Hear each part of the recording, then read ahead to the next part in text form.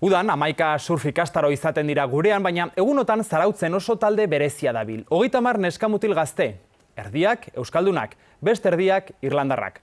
Surfaz gain, elkarren kulturez ikasten ari dira.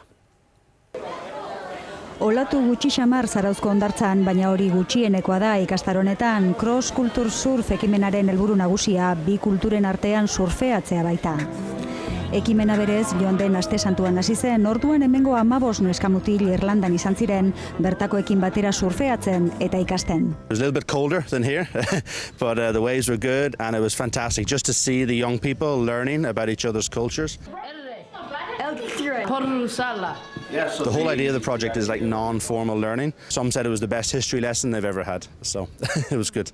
Irlandako The Surf Project eta Euskal Herriko Zutundu surf eskolek antolatutako ekimena bada ere, hemen surfa aitzakia besterik ez da. Kulturari buruz ere gauza asko, han surf pizkat ikasen dut naiz eta nik asko ez jakin. Eskusakin ja harreman hobea ez hartzeko denon artean.